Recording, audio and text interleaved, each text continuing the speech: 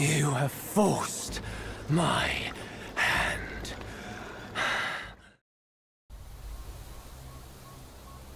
In Black Myth Wukong, players embark through a hardcore action-adventure based on the journey to the west. At times, a gorgeous open-world explorative adventure, at others, a grueling fight to survive. Black Myth Wukong leaves players on their own to explore and uncover the secrets of the world around them. Well, we're going to uncover some of those secrets in this video. I'm Dakota from Game Rant, and here's all the tips you need before starting your adventure in Black Myth Wukong.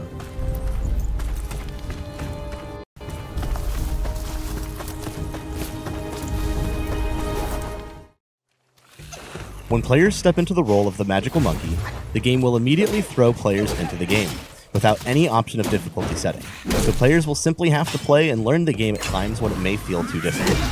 While some enemies can be pretty challenging, especially the Wandering Wight on Chapter 1, players are not punished upon death by losing resources or experience. For those struggling at the start of the game, don't lose hope. Just keep farming will and sparks from easier enemies and boost up Wukong until the elites and bosses become a bit more manageable.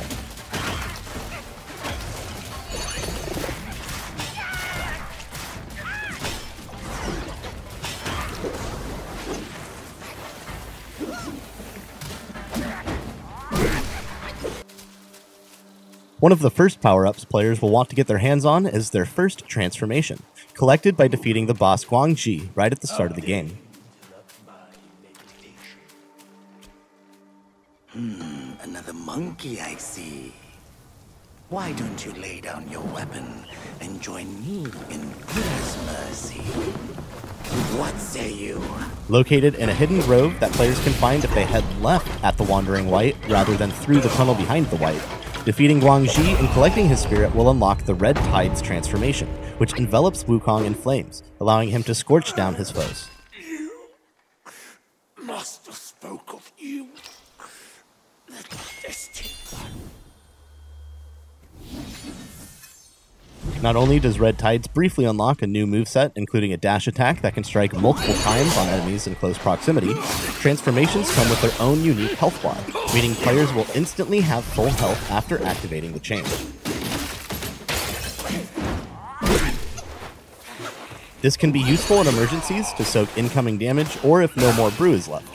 But keep in mind that if the health bar of the transformation is depleted to 0, the transformation will end, and Wukong's health will return to the level it was at prior to the change. Just like other spells and attributes, transformations can be made more powerful by spending sparks in the menu. Transformations are not the only sneaky change up Wukong's sleeve, as players can also capture the spirits of certain creatures and summon them in later battles. Players will stumble across most of the spirits by just following the marked paths in-game, but players can find some unique spirits if they do just a bit of exploring.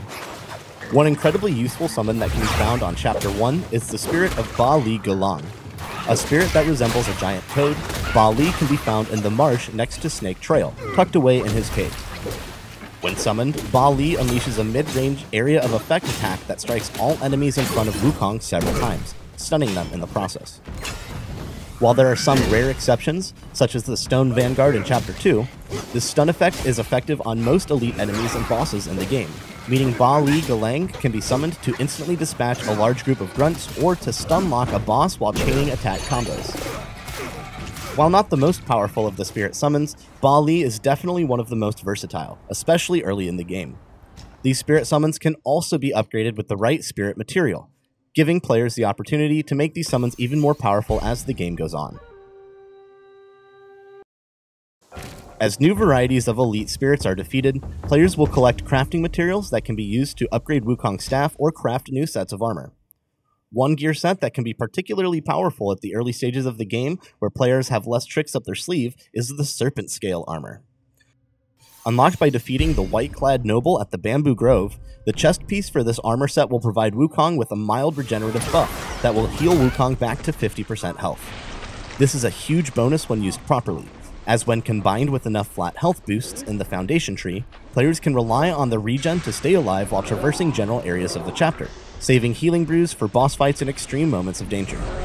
The healing buff can also save Wukong from death when afflicted with burning or poison status, as the healing provided by Serpent Scale is just slightly stronger than the damage effect from the status. As a side note, the white-clad noble will also drop upgrade materials to craft the Twin Serpent Staff, upgrading damage slightly for Wukong.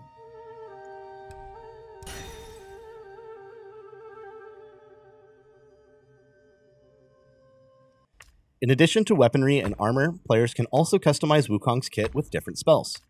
Much like Wukong's health and stamina in the Foundation tree, spells can be upgraded using sparks by navigating to the appropriate skill tree in the menu. Players will naturally unlock a few spells as you progress through the first few sections of the game, including the Immobilize spell and Cloud Step.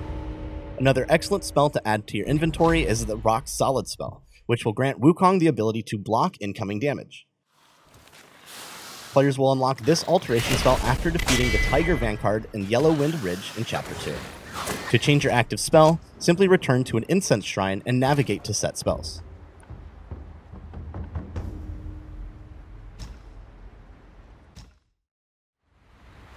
Another key figure to look out for can be found right at the start of Chapter 2, near the village shrine.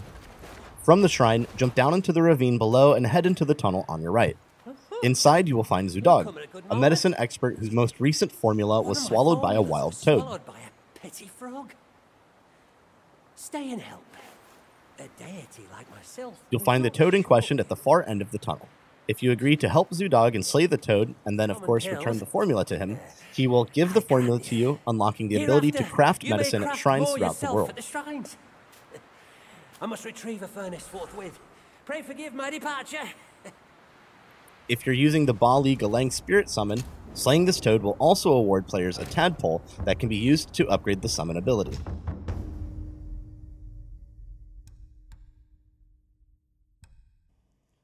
Until players get their first few spells, you will have to rely on agilities to successfully progress through the creatures in the first 2 chapters. Remember to focus on timing rather than just spamming dodge when attacks are incoming. Players will be rewarded with a brief slowdown of time if able to execute a perfect dodge, creating a window of opportunity for a huge attack combo.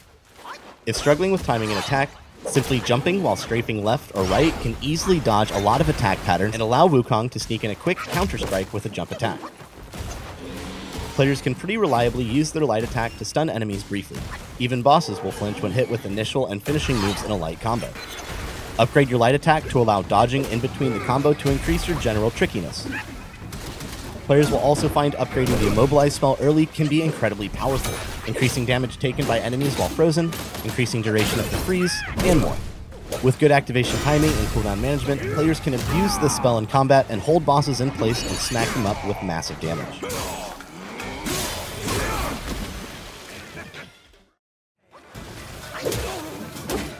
There's plenty more for players to uncover as they venture through Wukong's journey.